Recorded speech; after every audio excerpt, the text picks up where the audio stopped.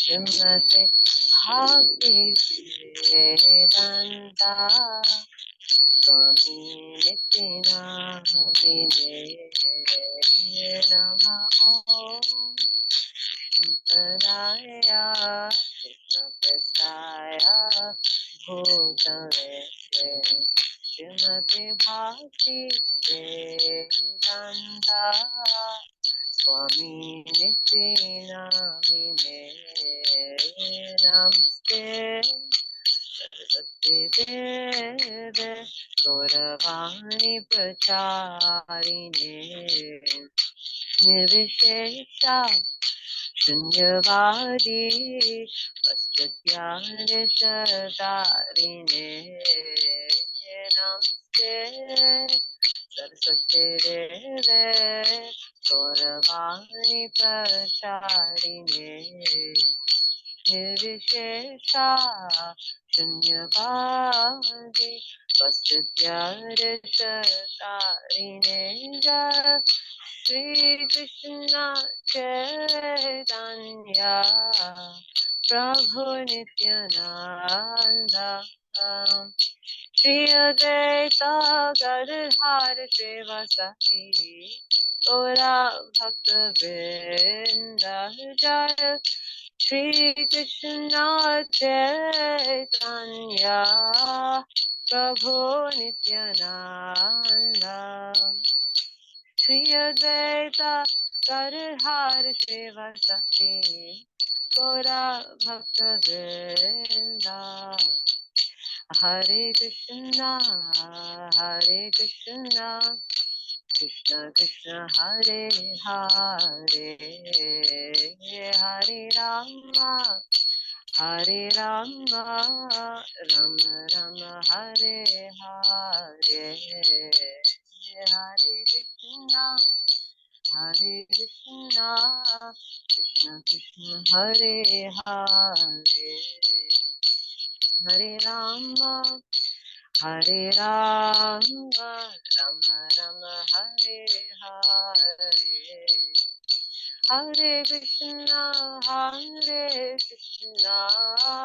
Krishna Krishna Hare Hare Hare Rama Rama Rama Hare Hare Hare Krishna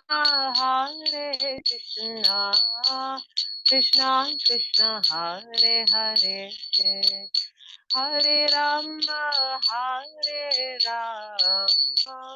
Rama Rama Hare Hare Hare Krishna Krishna Krishna Hare Hare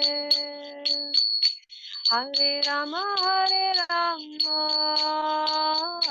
Rama Rama Hare Hare Hare Krishna Krishna Krishna Hare Hare Hare Rama Rama Rama Hare Hare Hare Krishna Krishna Krishna Hare Hare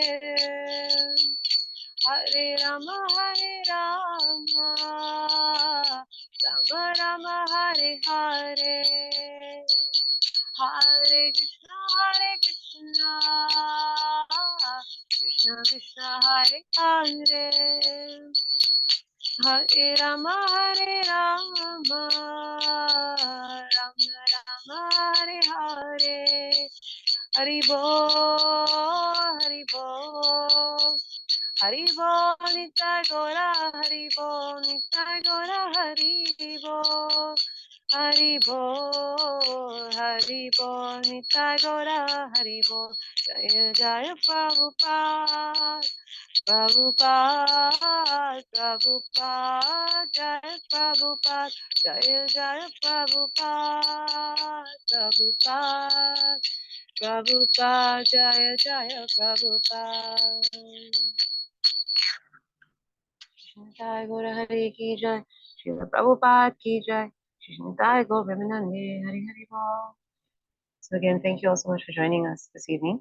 We're going to continue our discussions on chapter 23 of the teachings of Lord Chaitanya.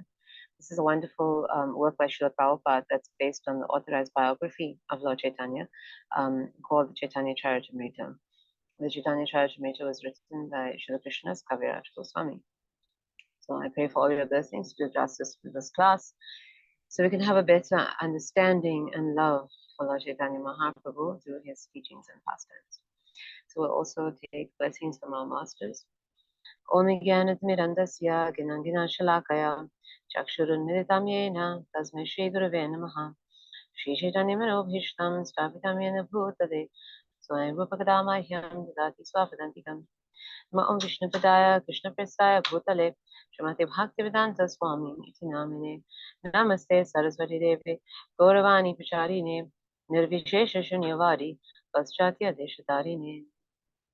So this chapter that we're discussing, chapter 23, is called Why Study the Vedanta Sutra. Lord Chaitanya Mahaprabhu had preached to the Mayavadi sannyasis of the area called Varanasi today, which was then called Benares, and he had explained to them the real meaning of the Vedanta Sutra. The Vedanta Sutra is a very fundamental work in spiritual life that actually describes the Supreme Personality of Godhead, the soul's relationship to the Lord, and how one can actually develop that relationship to achieve the ultimate goal of a purely loving relationship with the Lord. Unfortunately, this work has been interpreted in an impersonalist way, following the example of the great impersonal philosopher Shankaracharya. Adi Shankaracharya appeared to drive out Buddhism by preaching impersonalism, and as much as it was, as Srila Prabhupada describes, an emergency situation that required him to do so, impersonalism persisted. And unfortunately, one of the things that he did in order to promote impersonalism was offer an impersonalist commentary on the Vedanta Sutra. And that has, well, practically spoiled the meaning of the Vedanta Sutra up to this day, because his commentary called a Shariraka Bhashya is unfortunately very famous. It is often taken to be the only commentary on the Vedanta Sutra. So these Mayavadi sannyasis, before they encountered Lord Chaitanya, they had understood Vedanta Sutra according to the Shariraka Bhashya. And they criticized Lord Chaitanya for not studying the Vedanta in the same way, because he was actually a sannyasi technically of their tradition. The Chaitanya Mahaprabhu took sannyas from a Mayavadi sannyasi. But we also explained a few classes back that this was because the Vaishnavas of the day did not offer sannyas, and Lord Chaitanya Mahaprabhu had the mission of spreading the chanting. A sannyasi is an itinerant preacher. Sannyasi travels and preaches. This was part of the Lord's plan in order to take the holy names throughout the subcontinent. And so he had to take sannyas. The tradition at the time for the Vaishnava lineage was to actually do bhajan. Right? So they became Babajis. They would stay in a solitary place and worship the Supreme Lord. But the Mayavadis, well, they traveled and preached pretty much in the style of Shankaracharya. So the Lord took sannyas from a Mayavad Sampradaya, but he did so to spread the holy names. So when he came to Varanasi and he was spreading the holy names, with abandon, the Mayavadi sannyasis were very upset. Of course, because people were being converted to the love of God, to the personalist philosophy of devotional service, but also because this sannyasi of their tradition was chanting and dancing like a sentimentalist and not studying the Vedanta Sutra.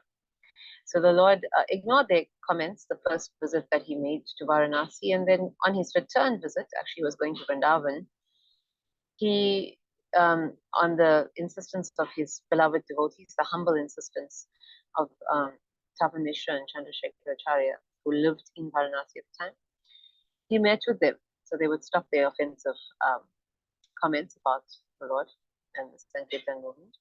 And he convinced them about the real meaning of the Vedanta Sutra. Right? He convinced them about how actually the chanting of Hare Krishna is part of the philosophy of Vedanta Sutra. Right? So with this change of heart, the Mayavadi sannyasis wanted to hear more about Chaitanya. And so they asked him, again when they encountered him, in particular their leader, Prakashananda Saraswati, he asked the Lord to tell him more about actually the true meaning of Vedanta Sutra. So this is what we've been discussing in this chapter so far. So in particular, the Lord explained to them how the teachings of the Vedanta Sutra are congruent with the Bhagavatam, the Srimad Bhagavatam, also known as the Bhagavad Purana. This essential work of devotional service was written by Srila Vyasadeva, who is an incarnation of Krishna himself. Srila Vyasadeva had written the Srimad Bhagavatam after he wrote the Vedanta Sutra, so that the Srimad Bhagavatam would actually be the companion scripture. The Vedanta Sutra was explaining the concepts of the Supreme Brahman, the Supreme Lord Krishna, in the way that the Upanishads had, and of course the Upanishads are corollaries to the Vedas. Those descriptions are very clearly personal because it refers to he repeatedly, but again, the Vedanta Sutra being interpreted in an impersonal way with time, Srila Vyasadeva understanding, it's the problem, under the guidance of his spiritual master, Narada Muni, we'll discuss a little more about that episode here in our class today, wrote a personal commentary on the Vedanta Sutra, one that cannot be mistaken, one that is directly about the Supreme Personality of Godhead, Krishna. And so that first verse of Srimad Bhagavatam's very fundamental verse is actually describing Lord Krishna directly and describing all his qualities. So we had gone through many of those points in the last few weeks, and we had stopped last week at the point of the Lord as the one who is above illusion, right? But the one who puts everyone else into illusion. Not, of course, that he is doing it intentionally, but we fall into illusion. Right? We fall into illusion because of our desire to want to be in control, and then we stay in illusion because we perpetuate the illusion by our behavior of always trying to have control over everything. And so sometimes even the great sages and the demigods, like this first verse of Srimad Bhagavatam says, even they get put into illusion because they want to have control. Right? We cited the example of Lord Brahma, right, thinking himself the supreme controller. When he sees Krishna in Vrindavan, he thinks this little child is doing so many wonderful things, but I can play a trick on him. So he steals the boys and the cows. And what happens? Krishna teaches him a lesson, right? Puts him into illusion by producing more boys and cows, identical in fact, so much so that the people of Vrindavan couldn't even tell for a whole year that their children and the cows couldn't tell that their calves were missing. Right? Or to speak of Indra, so much in illusion, so bewildered that he thought that Krishna was defying him, that he tried to kill all the inhabitants of Vrindavan with the great rainstorm. And then, of course, we have Lord Shiva, who's also bewildered by the Mohini Murti incarnation. Okay, so we ended with the point that if we take shelter of the Lord, we don't ever suffer from these illusions. Right? Maya Dekshana Prakriti, Suyate Sacharacham. This material world is very difficult. But those who have taken shelter, the Lord promises, of his lotus feet, who have surrendered to him, these persons can cross beyond it. And those persons who surrender to the Lord, Prabhupada says, are called Mahatmas. It's the true definition of a Mahatma. Someone who has taken shelter of the Lord. And that person not only delivers themselves, we know, but delivers others. This is how the real Mahatma does welfare work for the world. So we'll read this verse, this text 1 of Srimad Bhagavatam, and then we'll continue our discussions today. And it says, O my Lord, Sri Krishna, son of Vasudeva, O all-pervading personality of Godhead, I offer my respectful obeisances unto you. I meditate upon Lord Sri Krishna because he is the absolute truth and the primeval cause of all causes, of the creation, sustenance, and destruction of the manifested universe. He is directly and indirectly conscious of all manifestations, and he is independent because there is no other cause beyond him. It is he only who first imparted the Vedic knowledge into the hearts of Brahmaji, the original living being. By him, even the great sages and demigods are placed into illusion, as one is bewildered by the illusory representations of water seen in fire or land seen on water. Only because of him do the manifested universes, temporarily manifested by the reactions of the three modes of nature, appear factual, although they are unreal. I therefore meditate upon him, Lord Sri Krishna, who is eternally existent in the transcendental abode, which is forever free from the illusory representations of the material world. I meditate upon him, for he is the absolute truth. So this absolute truth is what the Vedanta Sutra is describing. We also spoke about this a few classes back, that the first verse of the Vedanta Sutra, also referred to as the first aphorism.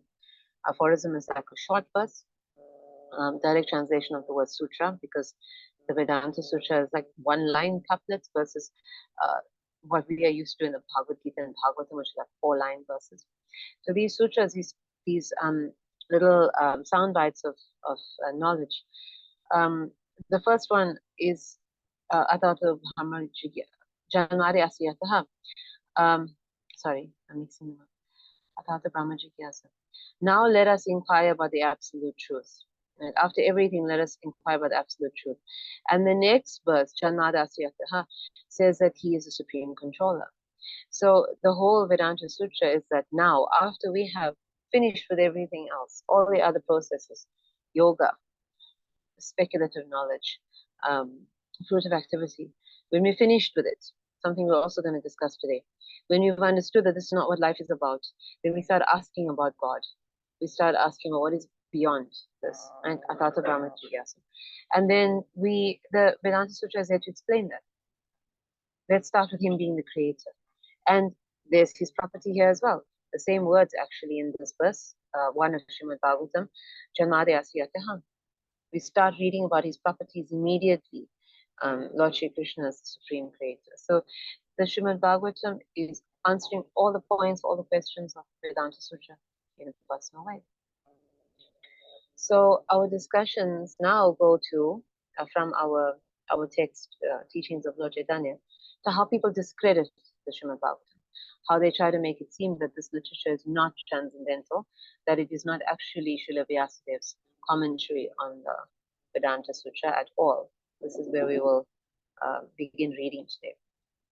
Some Mayavadi scholars argue that Srimad Bhagavatam was not compiled by Srila Vyasadeva, and some suggest that the book is a modern creation written by someone named Vopadev. So Vopadev actually did exist. He was a scholar, and his timeline is given around 1350 CE. Right. But we know from our acharyas, from all our teachings, that Srimad Bhagavatam was written long before that. Right? Srimad Bhagavatam was written 5,000 years ago, when Krishna was actually on the planet. Srila Vyasadeva was the son of Parashara Muni, and he has a connection to Krishna's cousins, because thanks to his intervention, Krishna's cousins, the Pandavas, actually came to be. He actually sired their parents, their fathers, the Dhritarashtra, Pandu, and also their stepbrother Vidura. So this was by the arrangement of Srila Vyasadeva. And of course, now we know Krishna was present as well at the Battle of Kurukshetra when all of these personalities were there. Dhritarashtra's sons, the Pandavas, and so on. So they were all more or less in the same circle. They're all historical personalities. And it is also recorded in the Srimad Bhagavatam itself how it was written. So we'll also come to that now, the explanation. So more about Vopadev. The actual academics say that from their studies, Srimad Bhagavatam was mentioned before the time of Vopadev. It was actually mentioned in the writings of one Abhinav Gupta in the time of about 300 years actually before Vopadev. Abhinav Gupta was a philosopher from Kashmir, and one Al-Biruni, who was a Persian philosopher, also lived about the time of Abhinav Gupta. So just those statements enough can tell us that there's completely no basis to the idea that Gopadev wrote Srimad Bhagavatam. He wrote a commentary on Srimad Bhagavatam, yes, but he did not write the Srimad Bhagavatam. The Srimad Bhagavatam is mentioned in the writings of at least these philosophers, if no one else. But at least these two philosophers, 300 years before Gopadev actually existed. Okay, so just from that one example, we can understand that it's just a conspiracy theory of the Mayavadis to discredit the Srimad Bhagavatam, to discredit the knowledge in Srimad Bhagavatam. Right? We know that well before Abhinavagupta, well before Al-Biruni, Srimad Bhagavatam existed. But just to answer these persons, that even the modern scholars disagree that Gopadev is the writer. Even they have evidence from these this philosopher from Kashmir, this scholar from Persia, that Srimad Bhagavatam was mentioned long before Gopadev even existed.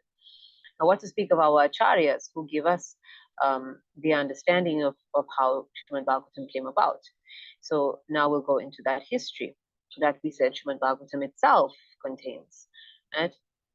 Srimad Bhagavatam states in the first canto that Srila Vyasadeva had, through some divine transcendental collaboration with Krishna, written the Mahabharata as an entire extraordinary epic to present the teachings of Bhagavad Gita. Understanding how fallen the people were of the age, he presented the Vedic teachings that Krishna had spoken in the Bhagavad Gita within the Mahabharata, as if it was an episode of it. Rather, the whole Mahabharata is there for the Bhagavad Gita. It's not the other way around. It's there to present the teachings of Bhagavad Gita in a way that's very appealing to the masses, right? Mahabharata is an extraordinary epic, lots of intrigue and drama, and there's the war, the romance, and so on. But eventually it is to bring the reader to the teachings of the Vedas, which is summarized by Krishna in the Bhagavad Gita. But still after that, Vyasadeva was not satisfied. Right? His spiritual master, Narada Muni, visits him and tells him why he's not satisfied. Even though the teachings of the Vedas are there in the Bhagavad Gita, it's not emphasized that devotional service is the way. Krishna does mention it, but of course Krishna is the all-merciful Supreme Lord who respects our autonomy. Right? He presents all the teachings for us to accept. But the devotional service in the writings of Vyasadeva is not emphasized enough, that Narada Muni, of course, an itinerant preacher who can see also the future where living beings are going to be so degraded that they're going to take the teachings of Krishna as they have done and present it in an impersonal way. They're going to try to write out all the conclusions of devotional service in the Bhagavad Gita, which they have done. They're going to ignore the fact that the Lord has said, Sarvadharmam Parisyaja Mamekam Sharanam Vraja, surrender unto me. Right? This is what they have done. We can see it. Narada Muni, knowing this, tells Srila Vyasadeva, write a literature that is solely about devotional service that nobody can doubt. This is the Srimad Bhagavatam. So how is the story of the Srimad Bhagavatam in the Srimad Bhagavatam? Well, because Srimad Bhagavatam is a history and a history and a history. So this episode between Narada Muni and Srila Vyasadeva led to the writing of Srimad Bhagavatam. But then the Srimad Bhagavatam is also taught to Shukadev Goswami and then taught to by Suta Goswami to the sages of Naimisharanya. So when he's repeating this Srimad Bhagavatam to the sages, they ask him, sages of Naimisharanya ask him, how was this wonderful, extraordinary, amazing Srimad Bhagavatam written? How did it come about? Right? They're curious about what would make Srila Vyasadeva write this fundamental devotional literature. So then Suta Goswami explains this episode between Narada Muni and Srila Vyasadeva so that they can understand the context in which Srimad Bhagavatam was given to the world. And then he starts narrating the Srimad Bhagavatam. So we can see that this is how Srimad Bhagavatam itself, so such a perfect literature, even explains its purpose. And it explains that it's actually there for the deliverance of people in this age who are just not qualified to understand the Vedas. They're just practically hopeless. They try to interpret. We try to interpret everything according to what suits us. We need this kind of literature that is not open to interpretation. It's just transcendental and we should just accept it the way it is. So we see that Lord Chaitanya Mahaprabhu has also given us Srimad Bhagavatam as an authentic literature, all the teachers after Srimad Bhagavatam have done the same. This is enough for us, even without considering all this evidence of the scholars also about how the Vapadev theory is wrong. We just accept the words of Lord Chaitanya Mahaprabhu, and he has taught us Srimad Bhagavatam. He's taught us to preach Srimad Bhagavatam. This is very fundamental to devotional service. Srila Sridhar Swami points out that many of the oldest Puranas make reference to Srimad Bhagavatam. In fact, the scholars say that even the Atharva Veda speaks of the Puranas. So now, the Atharva Veda, which is one of the Vedas, and of course the Vedas nobody can argue about, people are trying to do that. They try to separate the Vedas from the Puranas and make the Puranas seem like they're not as authoritative as Vedas. Well, the Vedas mention the Puranas. The Vedas mention the Puranas, and the other Puranas mention the Srimad Bhagavatam. The first shloka or verse of Srimad Bhagavatam begins with the Gayatri Mantra, and there's reference to this in the Matsya Purana, which is the oldest Purana. In that Purana, it is said about the Bhagavatam that in there are many narrations and spiritual instructions, and that it begins with the Gayatri Mantra, and that it contains a history of Vitrasura. So there's the Matsya Purana speaking about the Bhagavad Purana. It is also said that whoever makes a gift of this great work on a full moon day attains to the highest perfection of life and goes back to Godhead. So we may be familiar with this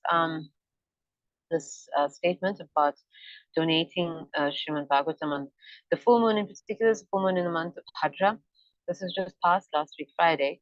The month of Bhadra is a Vedic month, and we tend to go, of course, according to the Gregorian calendar. But the Vedic months, they go according to the lunar calendar, and they run from they don't run from the beginning of the Gregorian month. They run from more about the middle. So this month of Bhadra runs from the middle of August, more or less, to the middle of September. So we've just passed Bhadra month. Sometimes it happens a bit later because of the insertion of Purushottam month. So this year it happened a bit later. But basically, this month of Bhadra is very auspicious. It begins the day after the appearance of Lord Balaram, called Balaram Purnim, Balaram Jayanti. And it runs across, including Krishna Janmashtami, it includes Sri Radha Ashtami, and then it ends with this full moon called Bhadra Purnim, and Bhadra being the month and Purnim being full moon. So if one donates the Srimad Bhagavatam on that day, it is said that one is able to go back to Godhead.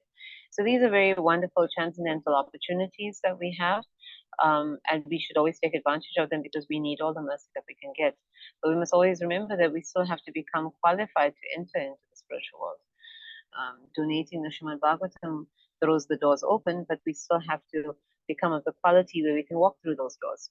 Right? So we become of that quality by chanting the holy names, by associating with the Lord's dear devotees, by hearing Srimad Bhagavatam, by residing in a holy place or residing in a place where the Lord is worshipped, worshipping the Lord in his deity form. These most potent acts of devotion service, as well as the other activities that we can get engaged in. This helps us actually become qualified for what we have achieved, right? This ticket back to Godhead.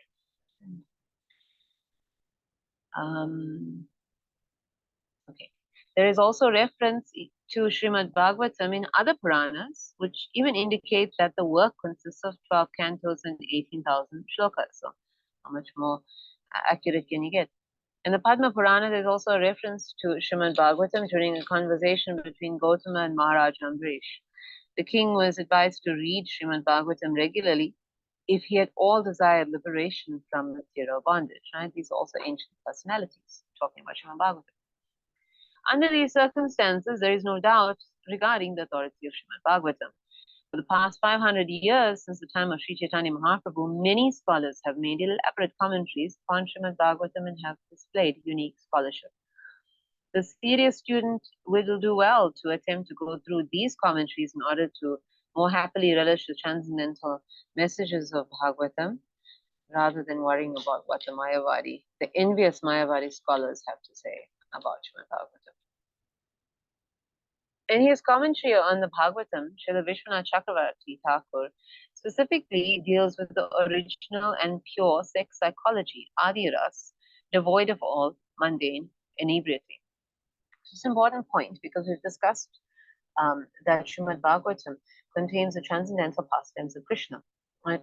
Those pastimes include all his rasas with the inhabitants of Vrindavan, and in the most confidential part of that 10th canto where Krishna's pastimes are described are the 5 chapters of the Rasa Leela. Right?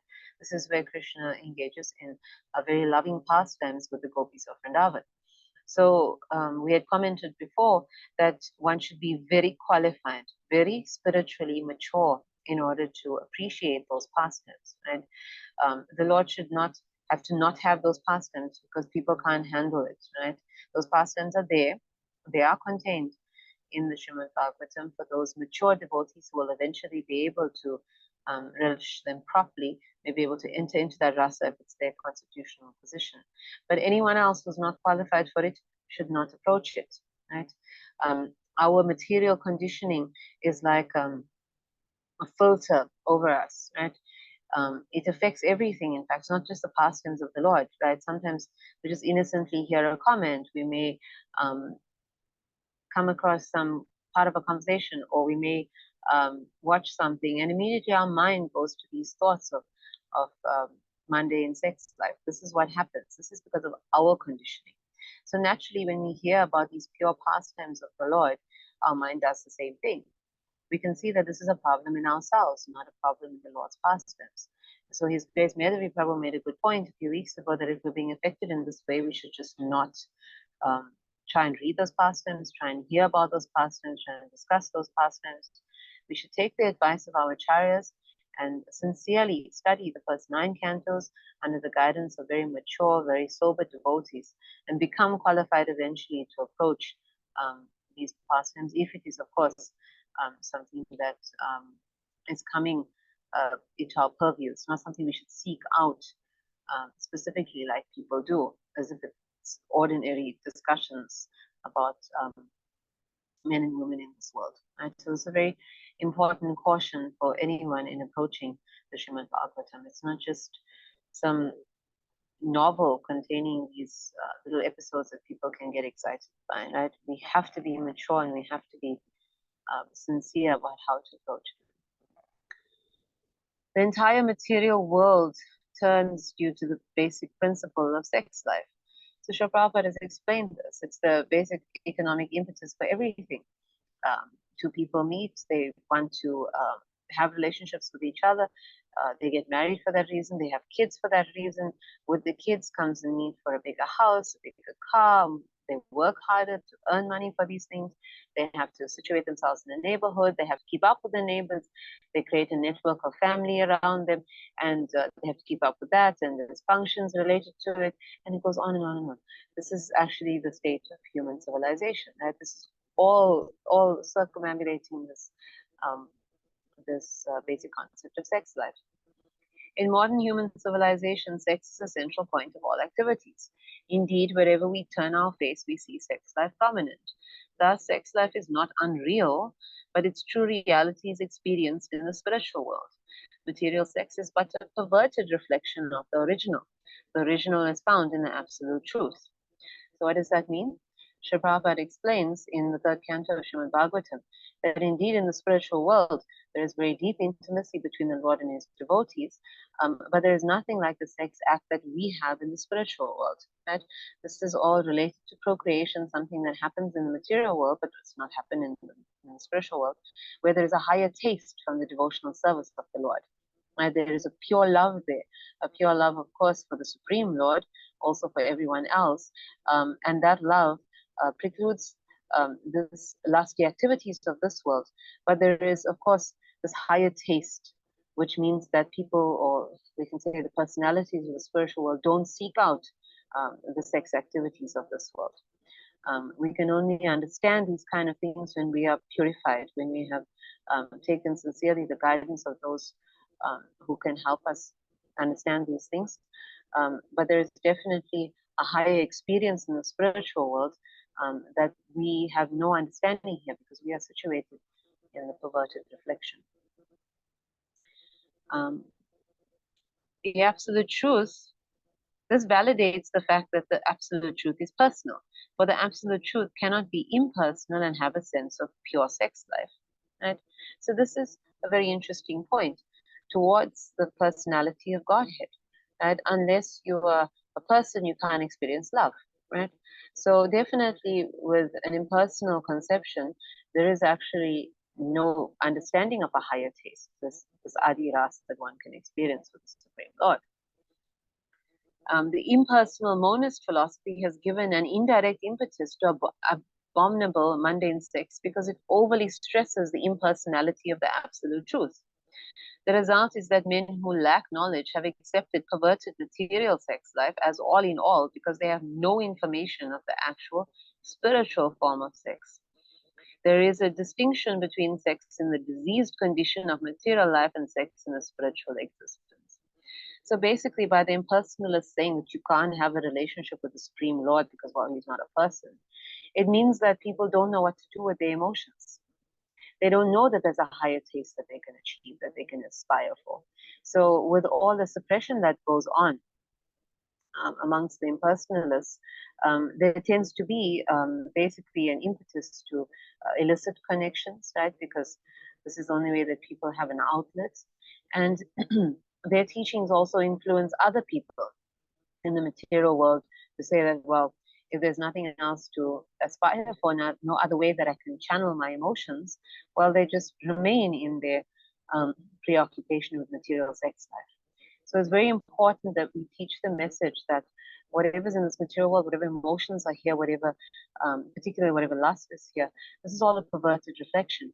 That through spiritual life, one can actually have these emotions purified such that we can develop a pure relationship of love with the Supreme Personality of Godhead.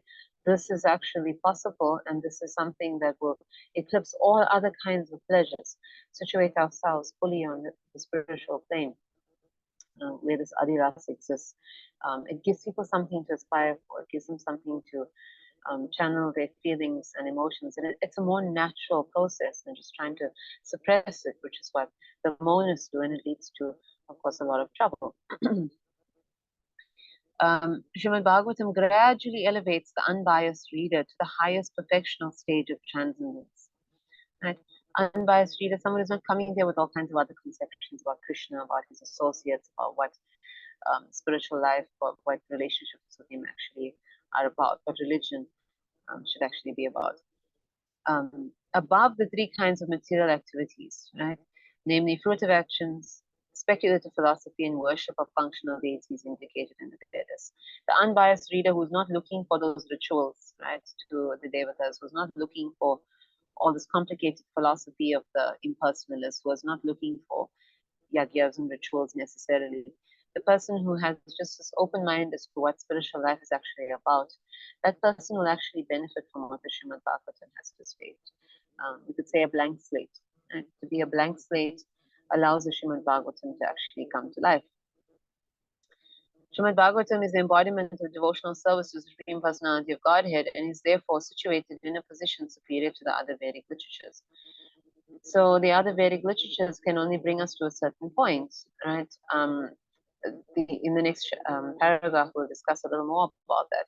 But the other Vedic literatures are basically starting with us from the bottom and helping us through these processes of sacrifice, through these processes of speculative knowledge, through these processes of yoga, to elevate ourselves to a point where we realize there's something beyond all of this, right? The loving relationship with Krishna that we're all looking for. The Vedic literatures can't give us that. And there's nothing about that contained therein. It's only the Srimad Bhagavatam that is able to explain about these loving relationships when we are mature enough to handle it, right? When we have trained under authority, when we have heard scripture correctly, when that hearing and that association has transformed us. Right? This is how Srimad Bhagavatam can awaken those loving relationships that the Vedic literatures just can't do, because they've just been designated to give people religious processes that they can handle. that's at their level. Right? Religion includes 4 primary subjects: pious activities, economic development, satisfaction of the senses, and liberation from material bondage. Right? This is what the Vedas is about. It's about the basics. And it's about the basics, and we understand why. His Grace Raghunath Bhatta Prabhu was explaining very nicely to Bhakti Sarika about this. She was asking about why there are these other processes in the Vedas. Right? Why are these rituals there, for example, or all the other things, the Jnana Yoga, the mystic yoga, anything, pious activities, economic development. Because Krishna as a father is providing for all his children. Not all his children are looking for bhakti. Not all his children are at that level yet to be selfless, not want things from him. And he wants everybody to get to him, so the Vedas is so vast, it has so much knowledge for everyone. This is true. And in particular, it has to cater for that basic religious need because it has to bring people up to the level of being civilized. Right? Religious life is distinguished from the irreligious life of barbarism. Indeed, it may be said that human life actually begins with religion. Right?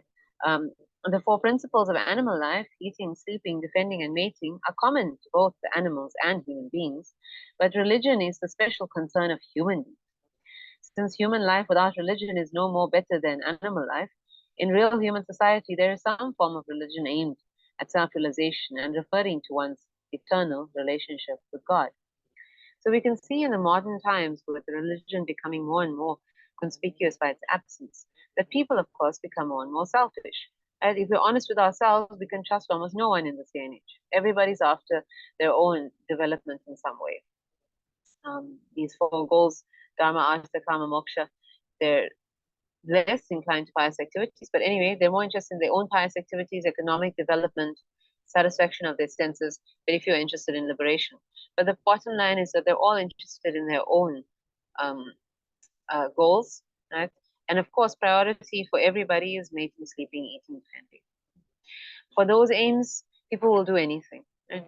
And basically, they'll step on your head if they have to do it.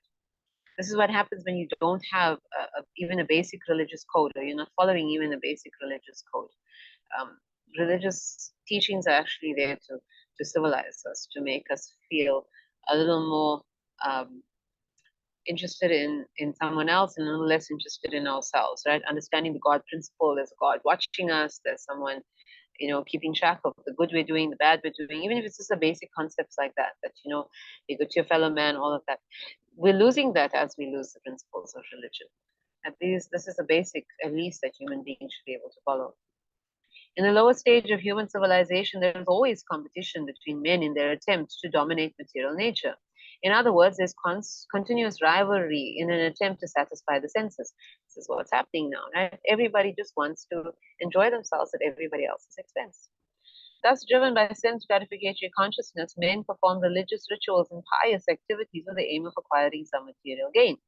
But if such material gain is obtainable in another way, this so-called religion is neglected. So we see that also. And if people are getting frustrated in their material aims, they give up the religion. This is the problem with even the Vedic teachings guiding one to get material things out of religious rituals. This is what Narada Muni was so concerned about. He told Vyasadeva that if you're presenting the Vedas as it is to the people of Kali Yuga, they're just going to interpret it that the economic development in particular, right, but also the sense gratification, also the pious activities, the liberation, it's all for ourselves. This is what religion is supposed to give us. If religion doesn't give us these things, then it's bad religion. This is what's happening. If I get frustrated in my sense gratification, God doesn't give me what I want, and God is bad. And I find some other religious process, or I become an atheist. This is a problem. We cannot have a basis of religion, or the basis of the Vedic teachings, or the basis of Hinduism as we know it to be what we can get out of it. This is a problem with teaching Dharma, Artha, Kama, Moksha, because at every stage there's sense gratification there. From the pious activities, we get some gratification. From the economic development, of course, there's gratification. From the sense gratification, there's gratification. From the idea of liberation, becoming one with God, there's gratification, right? This idea that I can become God. It's constantly putting the false ego and the gratification that the false ego wants so much, putting that at the focus of everything. This can be seen in modern human civilization. Since the economic desires of the people appear to be fulfilled in another way, no one is interested in religion now. The churches, mosques, and temples are practically vacant, for people are more interested in the factories, the shops, and the cinemas than the religious places erected by their forefathers. Right? This is true. This definitely proves that religious rituals are generally performed for the sake of economic development, which is needed for sense gratification. And when one is baffled in his attempt to attain sense gratification, he takes to the cause of salvation in order to become one with the Supreme Whole. This also happens. Somebody gets upset with the way life is going on, they get a bit frustrated, but instead of turning to the service of Krishna, they want to become one with him. They take to some spiritual process, some meditation, and then they want to develop the sense of the divine within, or they want to discover the divine within. This happens a lot. A lot of people who are not really considering themselves materialistic these days, who are more into alternate things, they're still into sense gratification in a certain way by trying to discover themselves as God. Right? This is a reality. All these activities arise with the same aim in view, sense gratification. So therefore, moksha itself is not the goal. That is a spiritual goal. It's still a material goal. Moksha is wanting to discover the divine within, or become one with God, or any of the other ways that people put it. And it's still a material goal. We still want to achieve something that is for ourselves, right? Namely, discovering the God within, or something like that. In the Vedas, the 4 primary subjects mentioned above are prescribed in a regulative way so that there will not be undue competition for sense gratification. So this is the thing, the Vedas tries to come down to the level of these people, right, who still need these activities. Like we said, the Father is providing.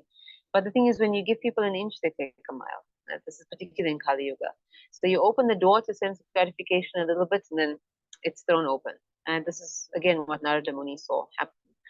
A little bit of sense gratification permitted in all the rituals and in all the teachings, and people immediately think that this is what religion is actually for. It's supposed to cater for everything that I want to have. And then when you actually are very spiritual and something tends to go wrong, they're like, oh, doesn't God take care of you? Why is this happening to you and you're so spiritual? Nobody actually thinks that a spiritual life is actually supposed to be about your relationship with God, not about all the things that He can give you. This is the misconception that has come out of religion today, and that is actually unfortunately been perpetuated by the Vedas as we have misused the understanding. But Srimad Bhagavatam is transcendental to all these sense gratifying activities of the material world. It is a purely transcendental literature, understandable by the devotees of the Lord who are above the competition for sense gratification. So now the standard for devotees is being established here. We need to be above this competition. We shouldn't be using the processes of spiritual life to also compete. In the material world, there is keen competition between animals, between men, between communities, and even between nations in an attempt to gratify the senses. But the devotees of the Lord are above all this. This is what we must be aiming for. Devotees have no need to compete with materialists because they're on the path back home, back to Godhead, on the path back to God and back home where everything is eternal and fully blissful. So we don't compete with materialists for their material things. We don't compete with other devotees for positions or for recognition or anything like that, right? Such transcendentalists are 100% non-envious and are therefore pure in heart. Right? Another standard, non-enviousness. Because everyone in the material world is envious, there is competition. But the transcendentalists or devotees of the Lord are not only free from all material envy, but are also kind to everyone in an attempt to establish a competitionless society with God in the center. So the difference with the devotees, they're pushing everyone else forward. Material society is pushing myself forward. If we're still pushing ourselves forward in the spiritual society, we need to adjust. There's a lot of things we still need to learn. The ultimate understanding that we're overcoming these things, the competition, the envy, everything that constitutes material societies, and we have to be pushing everyone else forward, right? We want everyone else to get the mercy of the Lord, everyone else to get the recognition, everyone else to get ahead in spiritual life besides ourselves. It's an elevated stage, but it's very possible to achieve. It's something we have to achieve because it's the nature of the spiritual world. If we're not fitting in with that nature, we're not going to get there, right? This is something we have to be careful about. The socialist idea of a society devoid of competition is artificial because even in the socialist state, there's competition for the post of dictator. So unless we purify ourselves through spiritual means of this idea of competition, it'll always persist. We can only suppress, just like the impersonalists suppress physical desires. In any way in material life, we can only suppress desires and actually conquer them or get rid of them. So this competition will always be there, even in these societies where everyone is apparently equal or made to artificially be equal. It'll never be the case. This is what Srila Prabhupada explained to the Russian professor Kotovsky, that we need to achieve a spiritual communism where we actually recognize everyone as equal on the basis of spiritual vision. Right? So that spiritual vision is so essential to us, seeing the pastimes of the Lord as pure as they are.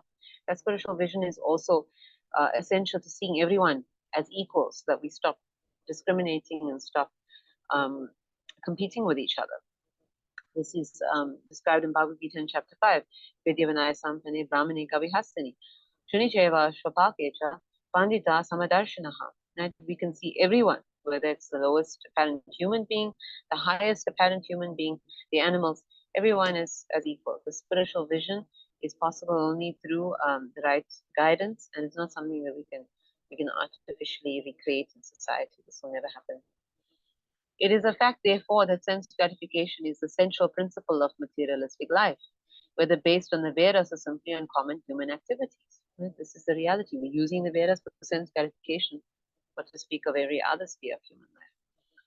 There are three divisions of the Vedas. The first division, the Karma Kanda, recommends fruitive activities by which people can advance to higher planets. This would probably more commonly see the section of the Karma Kanda is more about all the yagyas, all the rituals, the havans, things that people do to get things.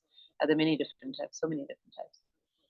Above this is the Upasana Kanda, which recommends worship of the various demigods for the purpose of attaining their planets, right? So this we're also very aware of. Finally, there is the Jnana Kanda, which recommends activities that enable one to reach the absolute truth and realize his impersonal teacher in order to become one with him.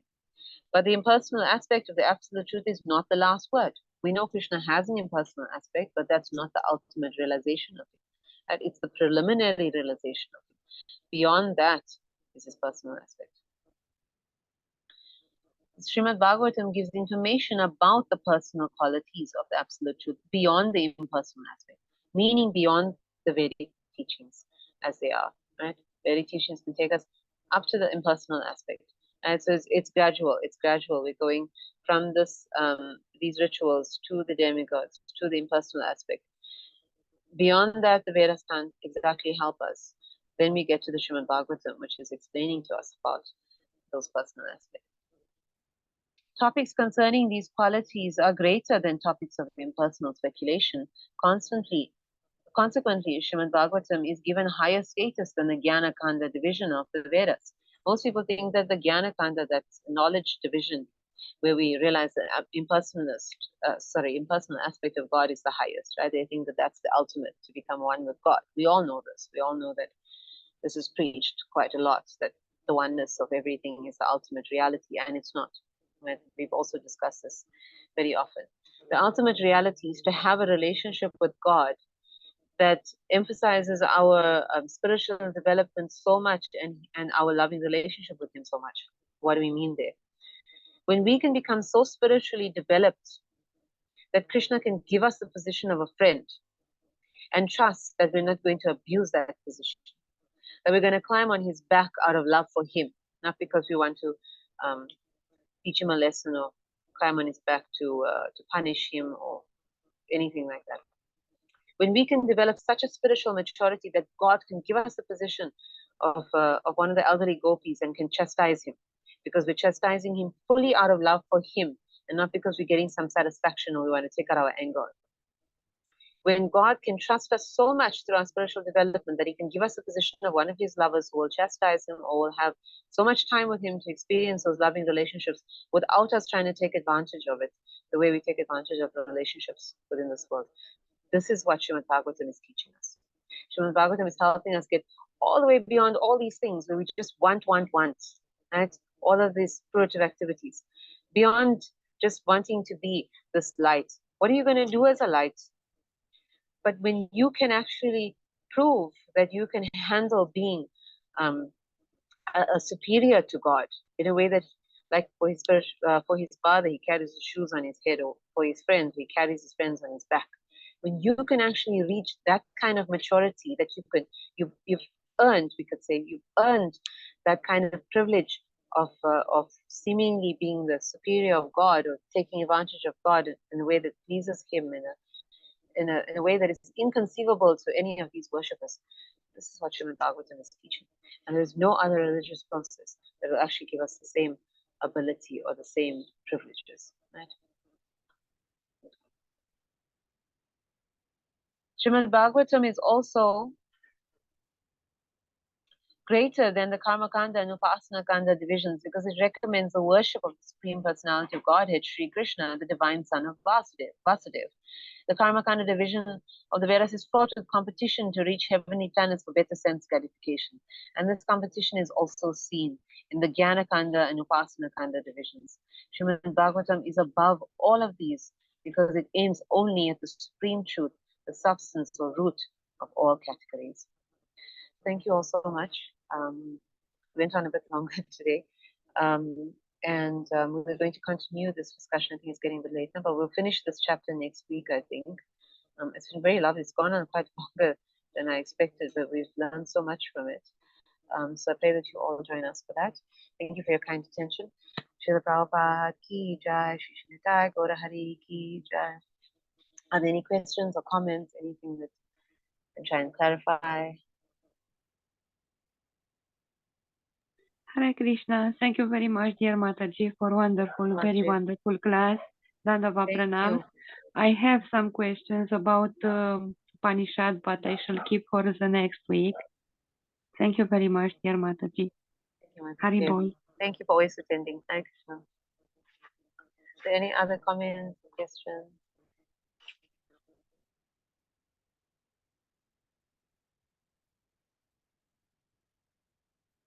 If not, we'll have some kirtan, but I actually just wanted to thank all of you for always attending and for inspiring me to keep reading, because we're learning so much about the philosophy, and it just makes us understand how rich it is and how extraordinarily wonderful it all is, right? Especially the Srimad Bhagavatam, and we get so enthused in our devotional service through these readings that it also helps us to help others become enthused as well. This is quite wonderful. So thank you all for that. So now I will, I'm having some trouble. I almost sorted out this the screen share, but it doesn't work on this phone. So I'm going to share the link again for the kirtan. I thought that we could, oh my goodness, I don't know what's happening here now. Sorry. The Zoom. I'm just going to share the link for this bhajan. This kirtan, sorry, the Gaura Arti kirtan. It's very beautiful. We can sing it now. We kind of usually sing it at 7 or 6:30, but we can sing it now. This kirtan is in glorification of Lord Chaitanya Mahaprabhu and Arti. Okay, thank you. Lord Chaitanya Mahaprabhu and Arti, when his dearest associates are worshipping him, and it is part of the evening program everywhere that Vaishnavas are, but also in our centers. There's one centers across the world. Kiva Jaya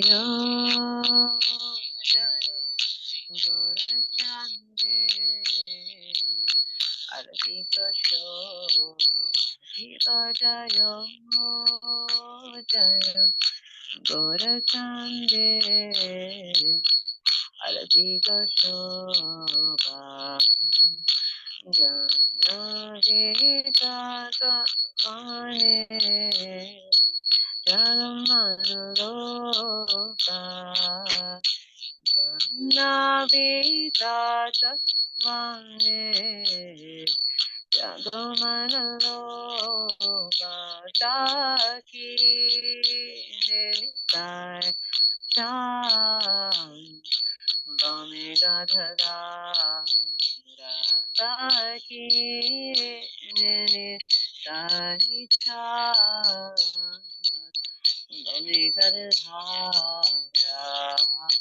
Nikate Advaita Srini Vasa Chakradhara Nikate Advaita Srini Vasa Chakradhara Hosi Yate Gora Chavan Ratna Samasami Vosi Yate Gora Chavan Ratna Samasami Arati Korena Brahma Adideva Gandhe Arati Korena Brahma Adideva Gandhe Nanda